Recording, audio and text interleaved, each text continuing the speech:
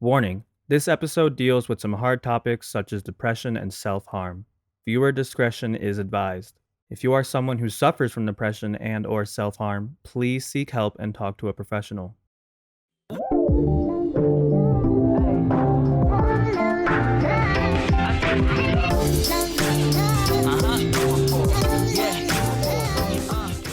Hey guys, welcome back to another episode of Day Chats. I'm your host, Daisy Michelle, and today's episode is going to be probably one of the most vulnerable episodes I've had in quite a while.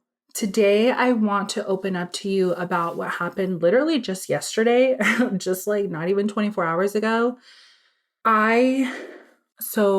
Pretty much right after work yesterday, I started bawling my eyes out. The second I got into my car, I just started hysterically crying. I couldn't stop. And I want to talk about it with you guys and basically go through my thoughts and what triggered me to start crying and all these things, and talk about the feelings that came from it and talk about the emotions that I had been withholding for such a long time that I was finally able to, I wouldn't say let go. I'm definitely still hanging on to them, but at least uncover the surface of. So let's get right into it. Let's stop going around in circles and let's talk about it. So as you guys may know, I am taking a personal growth class that is teaching us how to be the best version of ourselves and empower ourselves and learning how to love yourself, all that good stuff. So last week on Monday, our assignment was to write a birthday card to yourself and have it be the nicest and best birthday card you've ever received. So pick a time in your life where you feel that birthday card could have helped you, help you feel better, help you feel, loved, wanted, whatever it is. Pick a time during your life where you feel you would have benefited from reading this birthday card. And I've been putting off doing it. I haven't done it even to this day. Today's Saturday, and I still haven't done it. And yesterday I was thinking about that. And when I got into the car, I started thinking about how I haven't done that assignment yet. And I need to do it because, it's not like I'm turning it in, but it's for my own well-being. And I just came to realize that, there is a reason why I haven't gotten myself to do it. And I haven't been honest to myself about why I didn't do it. And I always joke around and say that Fridays are cry days. I call it Friday Cry Day. So it's basically the one day of the week where I kind of just push all my emotions to the side. That way I can continue going on with my week without, having too many mental breakdowns or anything like that. So I usually just give myself one day out of the week to process my emotions and think about them and allow myself to feel. That's the intention, but I actually never do it. Fridays, I usually just clean my room or hang out with my mom. I don't do too much on Fridays, but the point is that whatever I do, I don't usually actually think about my emotions. I just push them to the side and, forget all about them. Well, yesterday was definitely not the day to do that. I definitely tried, but my body finally just said, no, bitch, you have to feel this. You have to process this, and you're going to do it right now. And it has been a rough couple weeks emotionally. I've had, a lot going on, a lot to process, and I haven't given myself the opportunity to process certain things. And so just having that simple thought of why haven't I submitted or why haven't I done this assignment, right? And I started to think about it. Well, okay, what point in my life would I even feel that I needed a birthday card? And it's very clear in my mind that anytime that something happens in my life where I feel it's going downhill, basically, there is a point in my life where I see myself being. And it's when I was 12 years old. During that time, I had a very, very crazy home life, I would say. I moved around a lot when I was younger. and my parents' relationship was not very stable. So it was a crazy, crazy time. So when I think about what point in my life I would write this letter or this birthday card, it would be when I was 12. And there's a very vivid moment that comes to mind when I do feel myself going to that place. It's when we were in the process of moving out of our house, and my parents were arguing back and forth. And, I was 12, I was scared. And I remember going up to my room. It was empty at that point, sitting in a corner. My knees were all the way up to my chest. I was holding them tight. I remember being scared. I remember feeling lonely. I remember feeling so sad and so alone and so hurt during that time. And I remember crying, and I remember wanting that pain to go away. Trigger warning. If you do not want to hear about self-harm, please skip to 7 minutes and 26 seconds. So I remember sitting in the corner, and at that time, I had a friend who had told me that she would self-harm when she was feeling how I was feeling. And in that moment, I remember getting whatever I had that was in front of me. Like I said, my room was empty. And I remember I had that cord that connects to the TV, gives it that service thing. So it's nothing sharp, but I still grabbed it and I tried, to cut my wrists, because at that time I thought that would relieve the pain, the loneliness, and the sadness that I was feeling. And now as an adult, when I feel myself going through something that causes big turmoil, I go back to that place. And that's something that I've never told anyone. I don't think I've ever shared that with anyone, that I, tried to self-harm. So, this is the first time that I mention it. And I say that because having now the ability to try to process what I was going through only brings up more trauma and more issues, I guess we could call them. Because then I start thinking about the resentment that I hold towards my parents and the struggles I have with that. And I've done so much work to try to heal a lot of that resentment that I have, because I do have a good relationship with my parents now, but it's been rocky. And even just a year ago around this time, I was going through hell again. My home life was crazy, and I could feel my inner child screaming. And going back to that place of sitting in a corner in my room with my legs up to my chest, just crying and just being so scared and being so lonely and just feeling all the pain that I had tried not to show, because even at that age, I would always try to shove my emotions down, because either way, they weren't being addressed. My emotions were not something that were paid attention to. So I learned very quickly to not show my emotions. And so then, all this resentment pops up about how I struggle with so much today when it comes to emotions because of my childhood. And as much as I want to blame my parents, I also now understand as an adult that they did the best that they could with the knowledge that they had. And I've come to realize that, especially my dad, who had such an awful upbringing, or I guess I shouldn't say awful, I guess I should say a very difficult upbringing. The struggles that I've had with him, to me, what helps me is understanding that he didn't have the knowledge or the ability to break those cycles, and so continued some of those cycles with me. But here I am trying to break those cycles, and I've just come to understand that they both did the best that they could.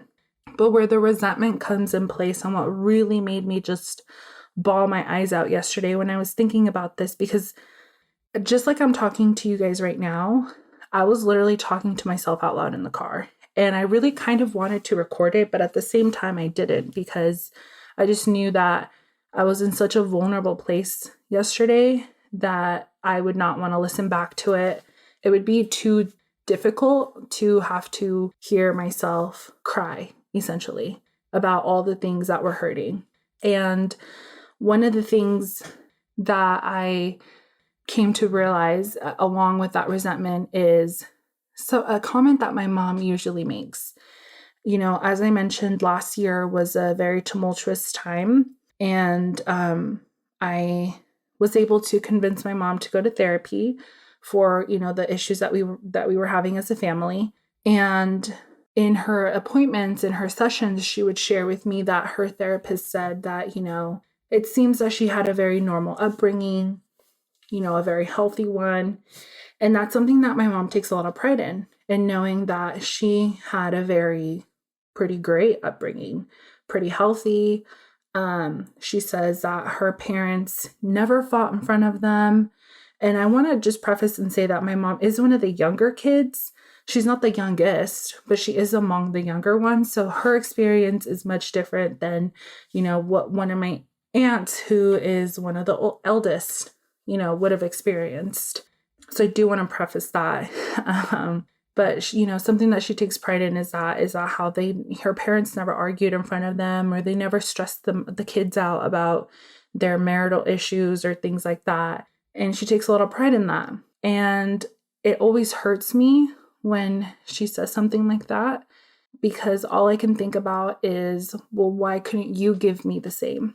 Why couldn't you give me the same experience that you had growing up, about having a stable home and having your emotional needs met? Because that's not something I had. And that's something that I struggle with now today. You know, I'm doing all of this to try to heal a lot of the things that come up, you know, in situations now as an adult that I didn't know how to handle when I was younger. And I've talked about it in previous episodes about my toxic relationship, how I was the toxic one. And I've talked about how I will sometimes accept less than what I deserve because I either want to please someone or I want to hold on to the love that they're giving me, even though it's not the love I deserve. And we'll talk a little bit more about that maybe in another episode. But yesterday when I was, you know, talking about all of this, it made me realize like how much I'm still hurting and how much that little 12-year-old girl is still hurting inside of me, and how I've never really done anything to make sure that she's okay. And just last year, I was back in that place and I could physically feel myself going there. And there wasn't much that I could do for her. Yesterday, when I was crying, I started to think about, well, what would I tell her? You know, if I'm an adult, what would I tell her being 12, being so scared, so lonely, so hurt? Like, what would I do? And the only thing I could think of is just hold her and tell her that she's going to be okay and that she doesn't have to worry about things like that, because someone is going to be there for her and someone is going to listen to her and someone is going to protect her. And most importantly, someone is going to validate what she's feeling, because what she's feeling is real and the pain that she's feeling is real and she's ultimately not alone. And so that's basically what I was able to think of is what I would tell her, because I think that's what I would have wanted, you know, to have, first and foremost, have my feelings and my emotions at that time be validated and not be ridiculed or made it seem that I was dramatic for feeling that way, or even worse, having my feelings be made as if I was crazy for feeling that way or as if things didn't happen the way I remembered. And secondly, just reminded that, this has nothing to do with me, like this is an adult situation and it's nothing that I need to worry about, essentially. And so I tell you all of that because it just made me realize that there's still so much work that I need to do. And having that, I guess, monologue or discussion with myself yesterday and unboxing all of that and realizing that there's still so much hurt in myself made me realize that I need to prioritize healing that 12-year-old little girl and being there for that girl, because until I make her feel safe, I, as an adult, will not feel safe. Because another thing that I was struggling with yesterday was the fact that I give myself Fridays to think about my emotions and think about, process everything that's been going on. And when it comes to Friday, I can't get myself to do it. I don't know how. I don't know how to go from interpreting an emotion and then saying, okay, I'm going to push that aside because I don't have time to worry about it right now. And then Friday comes, I don't know how to say, okay, today we're going to think about this. Today we're going to work on this. Today we're going to take time to think about, I don't know how to do that. I don't know how to say or how to tell myself, okay, this happened to you today, so let's think about it. Let's talk out loud about it. Let's feel it, because I don't know. I don't know how to do that. I'm still, I guess, trying to figure that out. And my therapy appointment is next week. So hopefully I have some more insight for you guys on how to figure out how to do that. Because as of right now, I still don't know how to do that. It was just the fact that yesterday was just a heavy day and I've had so much going on, and it finally just, the lid blew off because I haven't been giving myself that time to really process my emotions, and I've been feeling myself get in a funk, and I can feel myself just be down and be sad. And what I usually do is I just go out, I do something fun. I do something that usually makes me happy. And while it's cool and it's good because it does, for the most part, get my mind out of that funk, it doesn't make the funk go away. The minute that I have time to just not do anything is the minute that funk comes back. So when I'm busy, it's not there, things are fine. But the minute that I'm not busy, that's when shit hits the fan. And for the most part, I've been pretty good at just shoving it down until yesterday. Just that one thought about, why haven't I done my assignment? Why haven't I been able to get myself to do it? Just triggered all of these things about what the root cause is, essentially. And is this the root issue? I don't know. I couldn't tell you, because like I said, I'm still holding on to that pain. That pain isn't I didn't let it go. Do I feel better? Yeah, because I can tell you about it today and I'm not crying, but it's still there. That pain is still there. Those thoughts are still there, and I still don't know how to cope.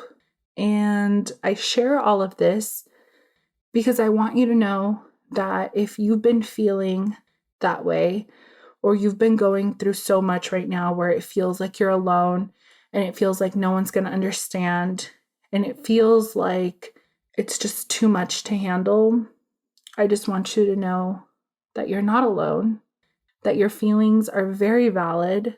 You're not crazy for feeling the way you do or for interpreting situations the way you do. And you too will be okay. And everything that you're going through right now, it's not easy, it's hard, and you're doing the best that you can, and you're learning every day, and you're growing every day. Even on the days that you don't want to push yourself, you don't want to be there, you're still doing the damn thing. So I'm proud of you for just showing up for yourself and being there every single day, even on the days that you don't want to be there. So I leave you guys with that note. And this episode won't have that much of a closure because, like I said, we don't have our therapy appointment until next week. So we won't have an actual professional perspective until next week. So I'll definitely revisit this conversation and let you guys know how that goes, because I will be sharing this with my therapist and letting him know. But just something interesting really quickly. As soon as I stopped crying and as soon as I came back home, when I tell you within 5 minutes of composing myself again, I could not remember why I was crying. I knew I was crying about some recent things that happened, and I knew that I was feeling some kind of negative emotion, but for the life of me, I could not remember what was the initial thing that triggered me to start crying. It wasn't until 10 minutes later, or even 15 minutes later, that I was able to remember. And I even wrote this down on my notes. And I'm going to read it to you guys because I wanted to remember why I was crying. Because there's got to be a reason why my brain was like, nope, you are going to block this out and you're not going to think about this again. So I wanted to write it down because I know the healthy thing for me is to be able to remember this experience so I can remember and teach myself how to talk about my emotions. So what I wrote the minute that I got home and I was finally able to remember why I started crying, I wrote, can I also quickly mention how I spent the whole time crying about how I couldn't do my assignment because I can't remember my childhood. And as soon as I stopped crying, I couldn't remember what I was crying about. I remember the beginning and the end, but not the middle. And now that I read that, I remember the biggest takeaway of all of that is the biggest reason why I had such a hard time writing that assignment is because I don't remember a lot of my childhood. And something happened this week, something so innocent, so simple, nothing crazy, that just triggered that feeling in me. I used to live in the city where I work in now.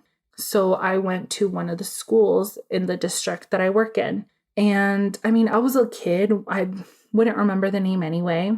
And so, I was trying to figure out what school I went to. And my mom didn't remember the name either. And I was trying to remember. And that's when I started to realize that I have absolutely zero memory of ever living in that city. I have memories playing with my neighbors and the friendships I built, but I have zero memory outside of what I did in the home, what I did outside of the home, what I did when I lived there, what I did in school. I have no idea, no recollection of what the school looked like, no recollection of any friends that I had when I went to school there. Zero. Gone. And that just made me cry even more because it's not the only time and it's not the first instance that someone else has had to tell me stories about my childhood that I just don't remember. My cousin is always talking about, not always, but on occasion, so she'll mention a story and I'm like, I don't remember that. Like there's bits and pieces that I do remember. That's not to say that my whole childhood is like missing from my brain. But I will say like a good chunk of it is. I would honestly say like 80% I don't remember. And the fact that I couldn't even remember or that my brain started blacking out why I was crying so quickly was just, I don't know, it was just as, I guess, maybe like a sign or something that there's still so much that I need to work on. And my brain needs to make that connection that feeling your feelings is okay, and talking about your feelings is okay, and it's scary, but it's okay. And I feel like my brain hasn't made that connection yet. My brain still feels the need to block out anything that makes me feel pain and makes me feel hurt. And essentially, the pain that I feel is something that would trigger the inner child in me. And as I say this out loud, now I know what to talk about next week, because this pain if I'm feeling something, is not something that happens if I'm heartbroken. I'll remember that. But if it's a pain that triggers my inner child, it's like my brain just automatically wants to block it out, doesn't want to think about it, doesn't want to remember it. And so what it feels like is so think about having a bag, right? And that's where you store all your memories. You have pictures of the memories along with the feelings that go with it. So think about having a bag full of emotions, but you have no pictures there, but you can feel the bag be heavy. You can feel the emotions that come with the bag, but you don't have the memories attached to it. So you don't remember what is causing that pain. And now where my struggle comes is that if I can't remember what memory or what event or what thing is causing that emotion, how can I then heal from it? How can I then cope with it? How can I then process it if my brain does not allow me to remember what that is? And that's where I'm at right now. That's where I'm at with this self-love journey and self-worth journey, is realizing that yes, on top of loving myself, I need to work on loving my 12-year-old self and healing her in order to heal myself now. And, this is something that we're going to talk more in depth about our inner child, what that is, and working along that journey to heal. So definitely stay tuned for that. And again, I just want to leave you with that note that things do get better, and it's hard. It is so, so hard. I'm honestly so proud of you for putting in the work, because I can definitely relate to you, and that shit is just so difficult. So take it from me, from someone who doesn't like to feel things. I challenge you to allow yourself to feel something in the moment. In the moment, not let me push this aside for 5 minutes because I need to finish this phone call or this message or this email, or I need to finish this. No.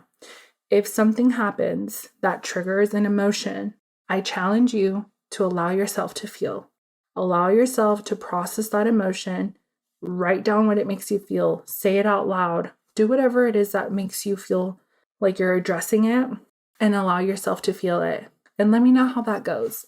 I'd be really interested to know if that allows you to realize how much you actually push to the side, or how much you try to gaslight yourself into believing that it's not that big of a deal, and how much you try to convince yourself that, oh no, like maybe I'm just exaggerating, maybe I'm just dramatic. So I challenge you, and let me know how that goes.